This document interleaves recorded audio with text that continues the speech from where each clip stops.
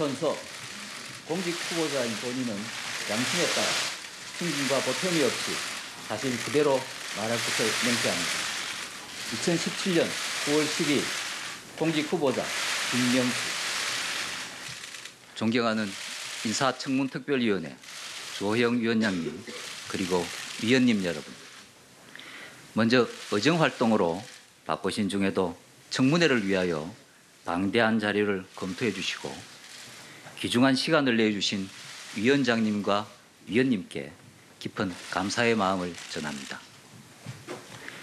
법조의 앞길에서 헌신하신 선배님들보다 특별히 더 뛰어날 것 없는 제가 대법원장 후보자로서 국민을 대표하는 여러 위원님들 앞에 서게 된 것만으로도 큰 영광입니다. 저는 국민을 대표하여 저희 능력과 자질을 검증하기 위한 위원님들의 질문에 대하여 성실하게 답변함으로써 저희 삶과 마음가짐을 국민 여러분께 솔직하게 보여드리고자 합니다.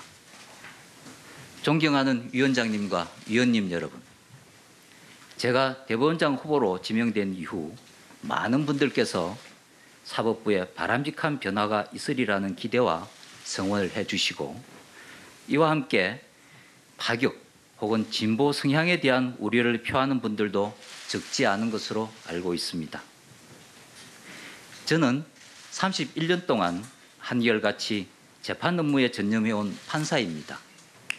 모름지기 판사는 소송 당사자들의 주장과 의견을 귀 기울여 듣고 헌법과 법률과 양심에 따라 보편 타당한 원칙을 기초로 분쟁의 합리적인 해결책을 찾아가는 사람입니다.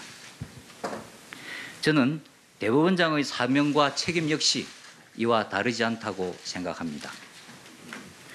제가 지향하는 대법원장은 국민과 사법부 구성원을 진심으로 존중하고 그 목소리에 정성을 다해 귀 기울이며 합리적인 토론과 설득을 통해 바람직한 사법부의 모습을 함께 다져가는 사람입니다.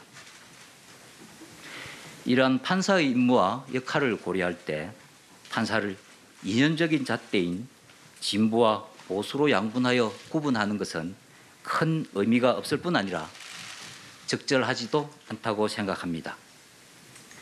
저 역시 판사로서 다양한 사건들을 마주하면서 개인의 기본권 보장과 소수자 보호라는 사법의 본질적인 사명에 충실하였을 뿐 이념적으로나 정치적으로 편향된 생각을 가져본 적은 전혀 없습니다. 오히려 항상 공정한 입장을 유지하고 매사에 균형감을 잃지 않으려고 노력하였습니다. 그리고 저는 평소 사람을 대할 때 배려와 관용, 경청과 소통의 중요성을 늘 되새기며 이를 실천하려고 노력하였습니다. 존경하는 위원장님 그리고 위원님 여러분, 최근 사법부는 한 단계 더 성장하기 위한 진통기를 겪고 있습니다. 이러한 시기에 바람직한 대법원장은 강한 리더십과 권위를 앞세우기보다는 국민과 사법부 구성원의 눈높이에서 진솔하게 소통하면서 부드러운 리더십을 발휘하여 사법부의 미래를 제대로 만들어가야 할 것으로 생각합니다. 저는 앞서 말씀드린 마음가짐과 자세로 사법부 구성원들을 통합하여 보다 성숙한 사법부의 미래를 위하여 노력하고 싶습니다. 존경하는 위원장님과 위원님 여러분, 우리 사회에서는 최근 급격한 성장과 산업화에 따른 부작용을 개선하기 위하여 양적인 팽창보다는 질적인 성장에 중심축을 두자는 논의가 있어 왔습니다. 사법부에서도 점점 복잡해져가는 많은 사건들을 신속하고 효율적으로 처리하기 위해 열심히 노력하였고 많은 성과를 낸 것도 사실입니다. 그러나 이와 같은 노력에도 불구하고 국민의 사법에 대한 신뢰는 쉽게 향상되지 않고 있습니다. 그렇다면 지금은 과연 무엇이 문제인지를 보다 근본적으로 되돌아보아야 할 것 같습니다. 이제 사법부도 효율적이고 신속한 재판을 강조하기보다는 적정하고 충실한 재판에 보다 무게를 두어야 한다고 생각합니다. 사건의 양적인 처리를 강조하기보다는 성심을 다한 재판을 통하여 국민들이 수긍하고 감동받을 수 있는 사법을 추구해야 할 것입니다. 이것이 국민들의 사법 서비스에 대한 만족감을 높이는 길이자 사법부의 신뢰를 회복하기 위한 근원적인 방법이라고 생각합니다. 존경하는 위원장님 그리고 위원님 여러분, 제가 대법원장 후보자로서 말씀드리고 싶은 사법에 대한 철학과 소신은 크게 세 가지입니다. 첫째, 사법부의 독립을 지켜내기 위한 확고한 의지와 용기입니다.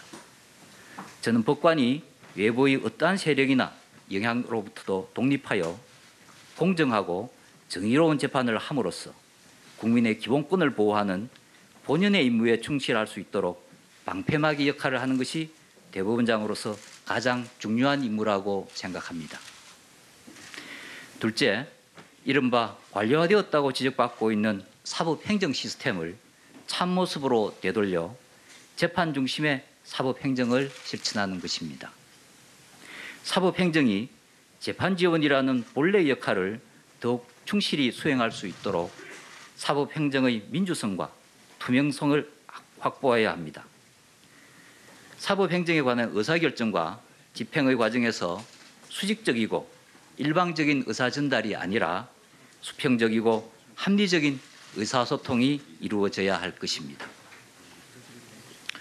마지막으로 사법불신을 조장하는 정관예우의 원천적 근절과 공정한 재판에 대한 법관의 책임성을 강화하는 것입니다.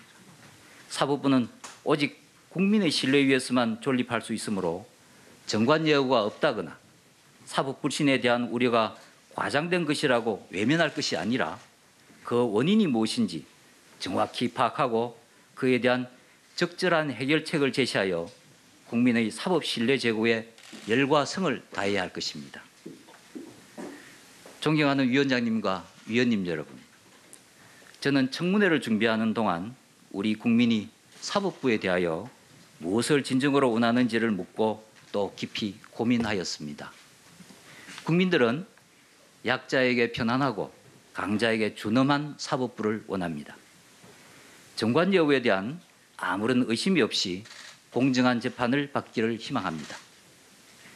정권에 흔들리지 않는 의연한 사법부에 자신의 삶을 의지하고 싶어 합니다. 저는 이와 같이 국민들이 진정으로 원하는 사법부의 모습을 되찾고자 대법원장 후보자의 자리를 무거운 마음으로 받아들였습니다.